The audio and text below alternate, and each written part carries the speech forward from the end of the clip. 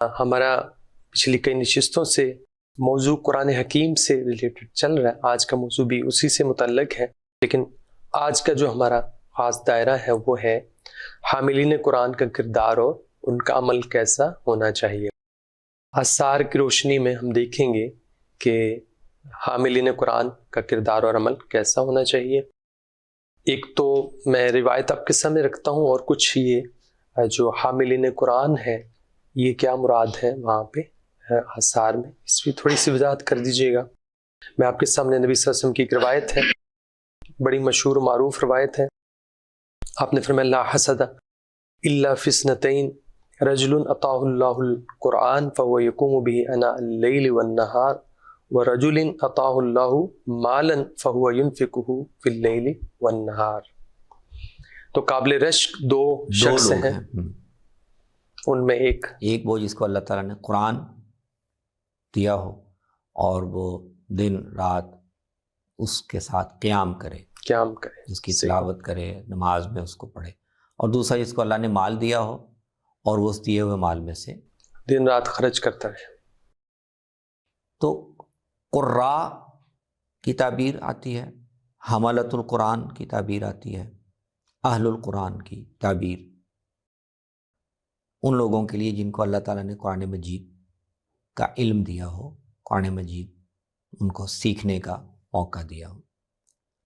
یہ ساری تعبیریں ان کے لیے احادیث آثار میں آتی ہیں. بالکل صحیح. اور مراد اس سے وہی لوگ ہیں کہ جن کو قرآن مجید یاد ہو، قرآن کے حافظ ہوں، قرآن انہوں نے عن ظہر قلب یاد کیا ہو اور اس کو سمجھتے بھی ہوں، اس کے عالم بھی ہوں.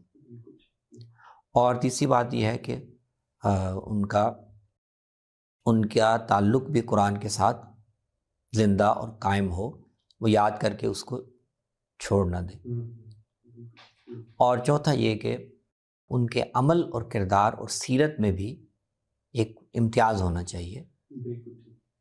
تو یہ سارے پہلو ہیں جو احادیث میں بھی اور آثار میں بھی مختلف پہلوؤں سے نمایاں کیا گیا. تو اس حدیث میں حامل قرآن کا، نہیں جس کو اللہ نے یہ توفیق دی، یہ موقع دیا کہ وہ قرآن کو یاد کر لے، تو اب اس کا پہلا حق قرآن کا اس پر یہ ہے، یا اس کا قرآن کے ساتھ تعلق کا حامل قرآن ہونے کا پہلا جو حق ہے وہ یہ ہے کہ یاد کر لینے کے بعد اب اس سے قرآن سے غیر متعلق نہیں ہو گیا.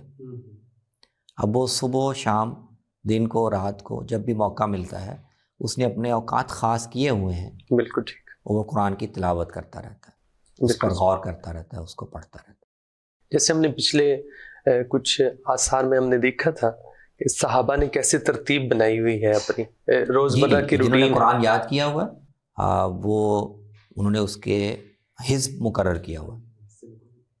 جن کو سارا حفظ نہیں بھی تو وہ بھی ان کے پاس مصاحف ہیں، وہ تلاوت اس کی مکمل کرتے. تو قرآن کے ساتھ تعلق قائم رکھنا، تلاوت کرتے رہنا، پڑھتے رہنا، غور کرتے رہنا، یہ حملۃ القرآن کا یا اہل القرآن کا ایک مستقل وصف ہونا چاہیے.